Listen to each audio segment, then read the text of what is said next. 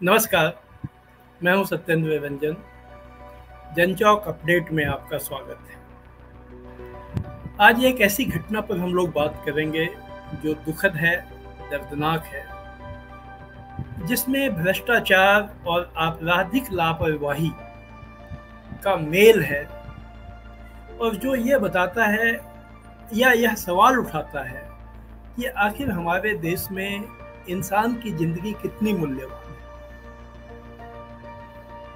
क्योंकि ये सवाल इसलिए उठता है कि जो घटनाएं होती हैं वो एक रोज ऐसी घटनाएं हम लोग कहीं ना कहीं देश भर से खबरें आती हैं जिसमें इंसान की जान प्रशासनिक भ्रष्टाचार या आपराधिक लापरवाही किसी संस्था की या पैसे वाले लोगों और प्रशासन की मिलीभगत इन वजहों से होती है और फिर वो घटना अगले दिन भुला दी जाती है। आज सवाल हम लोगों के सामने ये है कि जो घटना परसों रात दिल्ली के ओल्ड राजेंद्र नगर में हुई, जिसमें राउ आईएएस कोचिंग इंस्टीट्यूट में के बेसमेंट में पानी घुसा और उसमें 3 छात्रों की मौत हो गई। क्या इस घटना का अंजाम उन घटनाओं से अलग होगा जो सिर्फ 1 या 2 दिन की सुर्खियां बनकर रह जाती हैं? नहीं हो सकता है ऐसा कि ये 1 दिन या 2 दिन की सुर्खियां हों अगर इस घटना की जड़ में जाने की कोशिश की जाए। बेशक कल दिन भर इस घटना की चर्चा रही, इस पर मीडिया में जो मेन स्ट्रीम मीडिया है उसका ध्यान इस पर केंद्रित रहा, राजनीतिक दलों की प्रतिक्रिया आई, विपक्ष के बड़े नेताओं ने इस पर अपना रिएक्शन दिया और जो हम लोगों ने ये देखा कि राजनीति का जो एक तू मैं होती है वो तू मैं भी इस पर खूब हुई, खासकर भारतीय जनता पार्टी और आम आदमी पार्टी के बीच में। शायद ये घटना इसलिए इतनी अहम बनी क्योंकि इसमें 3 वैसे छात्रों की जान गई जो आईएएस की ट्रेनिंग करने आए थे, कोचिंग करने आए थे। आईएएस जो कि भारत की सबसे ऊंची प्रशासनिक सेवा है और वो ऐसे लोग ऐसी कोचिंग के लिए आमतौर पर जो लोग आते हैं वो अपेक्षाकृत समृद्ध बैकग्राउंड से आते हैं, क्योंकि इसमें इतना खर्च होता है कि एक आम मध्यम वर्गीय परिवार उसको वहन नहीं कर सकता। जैसा कि कल छात्र लगातार टेलीविजन कैमरों के सामने बोलते रहे कि लाखों रुपए फीस ली जाती है, 20-20, 30-30 हजार रुपए कमरे का वो लोग वहां पर रहने के लिए किराया देते हैं। तो इतना ज्यादा जो लागत है, इतनी ज्यादा जो इसमें जो खर्च है, जाहिर है कि भारत में जो आम परिवारों की हालत है वो सब लोग इसको वहन नहीं कर सकते हैं। तो जो आए थे वो अपेक्षाकृत बेहतर बैकग्राउंड से थे। बेहतर से मेरा मतलब आर्थिक रूप से बेहतर बैकग्राउंड से थे और संभवतः जब ऐसी बातें होती हैं या ऐसे लोगों के साथ कोई हादसा होता है तो वो घटना भी उसको मीडिया की निगाह में, राजनीतिक दलों की निगाह में उसे अधिक अहमियत मिलती है। तो ये अहमियत तो मिली इसे, लेकिन सवाल ये है कि हम बिना आर्थिक पृष्ठभूमि पर ध्यान दिए, बिना उसमें गए, अगर हम लोग घटनाक्रम पर पूरा ध्यान दें और जो बातें खुद छात्रों ने बताई और वहां जो अब सामने आ रही है वो क्या बताती है। बताया यह गया कि बेसमेंट में लाइब्रेरी चलाई जा रही थी और कोई एक राउ इंस्टीट्यूट ऐसा नहीं है जो अकेला ऐसा काम करता हो। यह बताया गया कि वहाँ तो इस इलाके में ये कॉमन है कि जो कोचिंग संस्थान है वो बेसमेंट में लाइब्रेरी चलाते हैं। बाद में यह बात सामने आई कि राउ इंस्टीट्यूट को बेसमेंट में लाइब्रेरी चलाने की इजाज़त नहीं थी, यानी लाइब्रेरी गैर कानूनी ढंग से चलाई जा रही थी। गैर कानूनी ढंग से इतने बड़े हाई प्रोफाइल इंस्टीट्यूट में लाइब्रेरी चलाई जा रही थी और ये बात किसी को खबर नहीं थी। ये तो संभव नहीं है। ये बात प्रशासन को खबर नहीं थी, ये बात नगर निगम को खबर नहीं थी, दिल्ली पुलिस को खबर नहीं थी। क्या ये संभव है? जाहिर है संभव नहीं है। तो अगर ये सब कुछ चल रहा था तो क्या इसके पीछे ये सवाल नहीं उठता है कि कोई भ्रष्टाचार शामिल है? पहली बात। दूसरी बात, यह सामने आया कि उस इलाके में जो सीवर हैं वो जाम हो रहे थे कई दिनों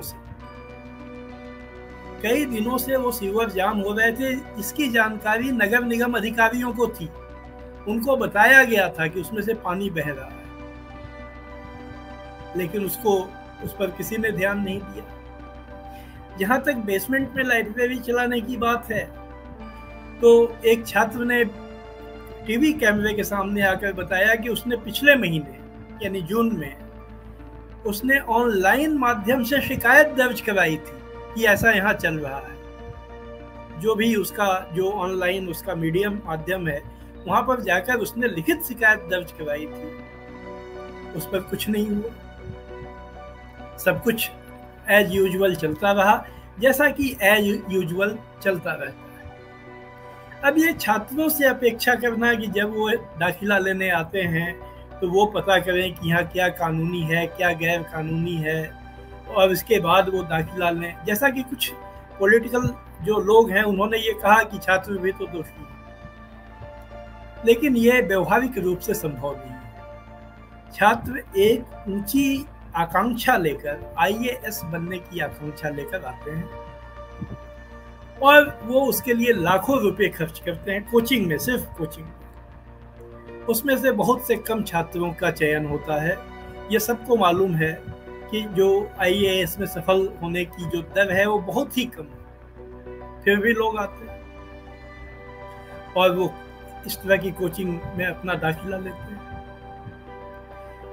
और लेकिन वहाँ पर जो प्रशासन की लापरवाही है, जो भ्रष्टाचार है, और ये जो कोचिंग संस्थान चलाने वाले लोगों के मन में जो एक लापरवाही कहें हम लोग इसे, आपराधिक लापरवाही है। और लापरवाही शायद इसलिए आती है कि ये लोग चलाने वाले लोग तो देश के बेहद धनी लोगों में से आते हैं। उनका उठना बैठना नेताओं के साथ होता है, उनका उठना बैठना धनी लोगों के साथ होता है। तो उनके मन में ये बात आती है कि हम जो चाहे कर सकते हैं, कानून हमारे ठेंगे पर है, और वो करते हैं।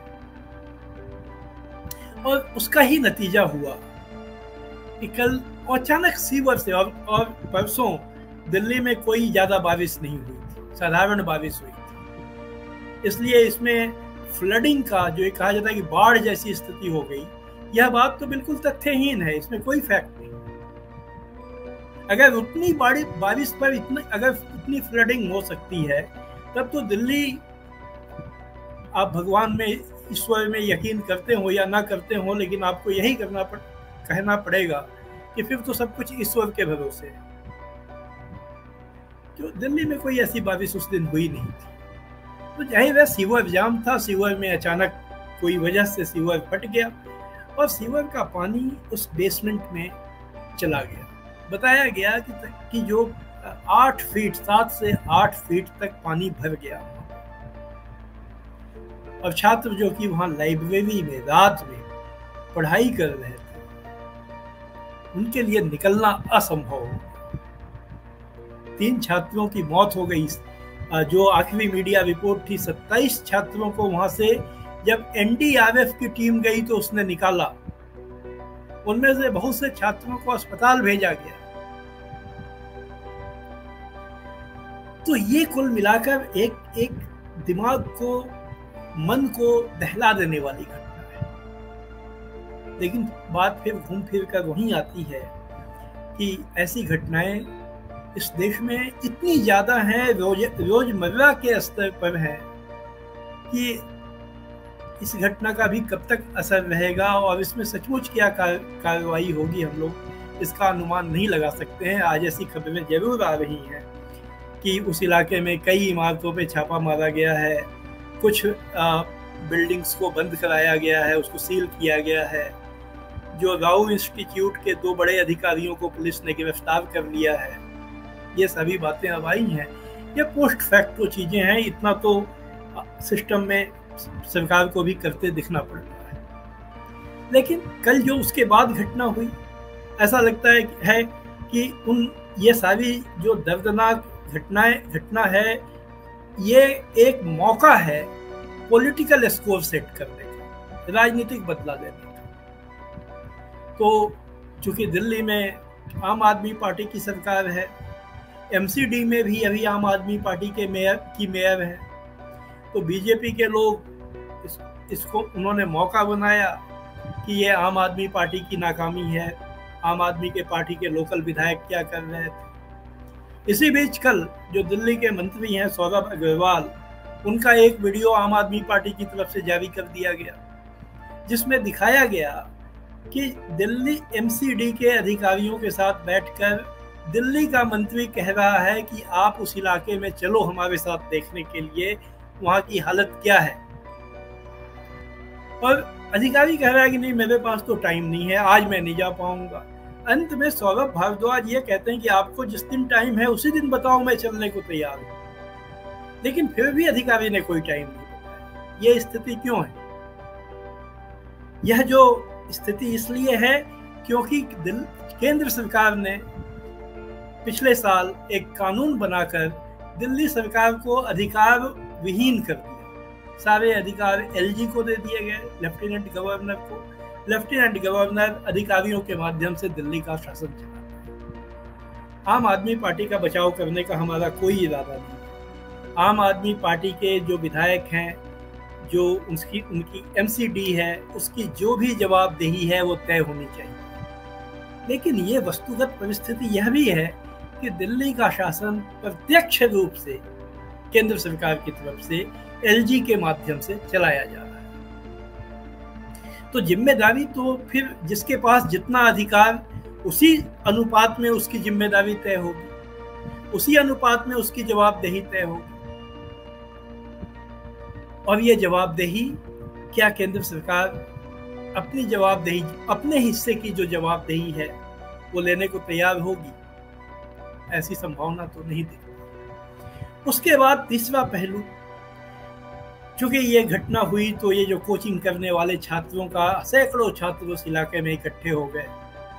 और दिल्ली कोचिंग का एक बहुत बड़ा सेंटर है, ओल्ड राजेंद्र नगर, मुखर्जी नगर, उसके आसपास के इलाके, वहाँ हजारों की संख्या में छात्र रहते हैं। उस इलाके की पूरी अर्थव्यवस्था ही इस कोचिंग और ये जो छात्र रहते हैं उनसे चलती है।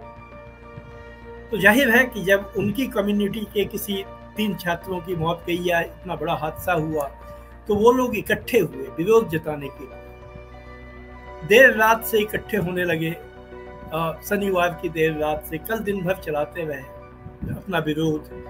वो लोग गुस्से में थे। शाम होते होते पुलिस ने अपने खास अंदाज में, पुलिस जिस अंदाज में पेश आती है उस अंदाज में उन लोगों को वहां से हटा दिया। अब उस समय छात्रों की जो पीड़ा थी बहुत ही, वो भी मार्मिक थी, जब वो कह रहे थे कि दूसरों से वो आग्रह कर रहे थे, अपील कर रहे थे कि आप इसमें साथ दीजिए, क्योंकि अगर आज आप साथ नहीं देंगे तो ये जो घटनाएं इस तरह की होती हुई चली जाएंगी। उनकी बात बिल्कुल जायज है, उनको साथ लोगों को देना चाहिए। लेकिन मुश्किल यही है इस देश में कि हर समूह अपनी लड़ाई खुद लड़ता है। जब पहलवान, भारत के का नाम रोशन करने वाले पहलवान जंतर मंतर पर बैठकर ऐसी ही अपील कर रहे थे, तब इन छात्रों को कोई संवेदना नहीं हुई कि वो जाकर उनकी बात सुने। जब किसान यहाँ 13 महीने बैठे रहे, तब भी उन्हें इस बात की कोई चिंता नहीं हुई। तब वो अपने अधिकारी बनने के ख्वाब संजोए हुए उसको पूरा कर रहे थे। अब आज उनके ऊपर आई वो बात कह रहे हैं, दूसरे लोग नहीं जा रहे। लेकिन अंत में हम यही कहना चाहेंगे कि जब तक ये चलता रहेगा, हर समूह अपनी लड़ाई खुद लड़ेगा, कोई समाधान निकलने वाला नहीं। आज बस इतना ही। आप सबको मेरा नमस्कार। हम फिर आएंगे किसी और विषय पर अपडेट।